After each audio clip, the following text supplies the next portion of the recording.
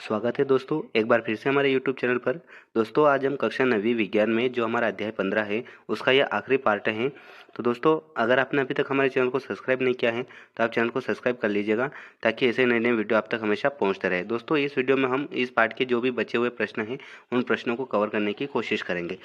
तो दोस्तों देखिए हमें यहाँ पर प्रश्न नंबर 8वां दिया हुआ है, फसल चक्र किसे कहते हैं। बहुत ही महत्वपूर्ण प्रश्न है दोस्तों, ये आपकी परीक्षा के लिए परीक्षा में यह प्रश्न जरूर पूछा जाएगा, आप इसको जरूर याद कीजिएगा।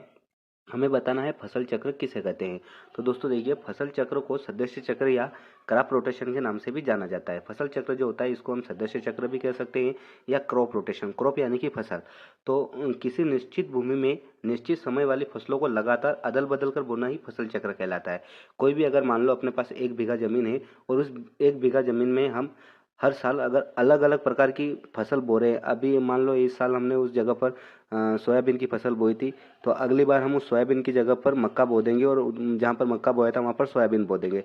तो ऐसे फसल को अदल बदल कर बोना ही फसल चक्र कहलाता है। फसल चक्र का मुख्य उद्देश्य किसी भी तरह के पौधों के लिए भूमि में मौजूद पोषक तत्वों के सदुपयोग से भूमि की भौतिक और जैविक स्थिति में संतुलन बनाए रखना है। दोस्तों अगर हम ऐसे अदल बदल कर फसल बोते रहेंगे तो उस मिट्टी जो है उस मिट्टी की पोषकता जो है पोषक तत्वों में कमी नहीं होगी और उसकी वो उर्वरा शक्ति बनी रहेगी। लेकिन अगर हम एक ही जगह पर हर साल एक ही तरह की फसल बोते रहते हैं तो उस वजह से वहाँ की जो मिट्टी होती है उस मिट्टी की उस फसल को जो प्राप्त होते हैं पोषक तत्व वो समाप्त हो जाते हैं। इसलिए हमें फसल चक्र का ज़्यादातर प्रयोग करना चाहिए। प्रश्न नंबर 9वां है हमारे पास, मछली पालन देश की आर्थिक स्थिति को सुधारने में किस प्रकार सहायक है। मछली पालन जो है देश की आर्थिक स्थिति को सुधारने में किस प्रकार सहायता कर सकता है, ये हमें यहाँ पर बताना है। तो इसका उत्तर हो जाएगा मत्स्य पालन क्षेत्र को आय और रोजगार उत्पन्न करने वाले एक शक्तिशाली क्षेत्र के रूप में मान्यता प्रदान की गई है, क्योंकि यह कई सहायक उद्योगों के विकास को प्रोत्साहित करता है और यह सस्ता और पौष्टिक भोजन का स्रोत है। साथ ही साथ यह देश की आर्थिक रूप से पिछड़ी आबादी के एक बड़े वर्ग के लिए आजीविका का साधन भी है। तो मछली पालन क्षेत्र को क्या है दोस्तों, आय और रोजगार उत्पन्न करने वाला एक बहुत ही शक्तिशाली क्षेत्र के रूप में मान्यता प्रदान की गई है। और मान्यता इसको इसलिए दी गई है क्योंकि ये उसकी जो सहायक उद्योग है उस विकास को प्रोत्साहित करता है। उसके बाद ये सस्ता भी में होता है और इससे पौष्टिक भोजन का भी ये एक बहुत ही महत्वपूर्ण स्रोत है।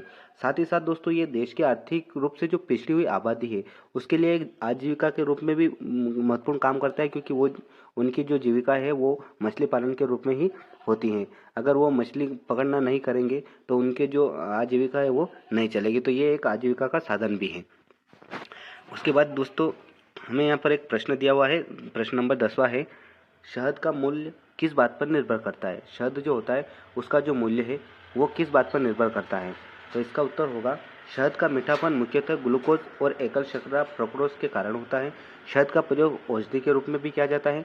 शहद में विटामिन, खनिज और अमीनो अम्ल भी होता है जिससे कई पौष्टिक तत्व मिलते हैं जो घाव को ठीक करते हैं और ऊतकों के बनने में तथा जीवाणुरोधी के रूप में कार्य करता है। शहद के अंदर क्या होता है दोस्तों, एक अमीनो अम्ल नाम का एक एसिड रहता है। वो एसिड क्या करता है, उसके अंदर कई सारे पौष्टिक तत्व मिले हुए रहते हैं जो शरीर के अंदर कोई घाव हो जाता है उस घाव को बनने में सहायता करता है। उसके बाद ऊतकों को बढ़ने में और जीवाणुरोधी के रूप में भी ये कार्य करता है।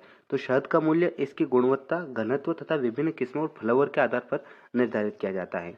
तो दोस्तों देखिए इस वीडियो में हमने जो आपके बचे हुए प्रश्न थे उन प्रश्नों को कवर करने की कोशिश की है।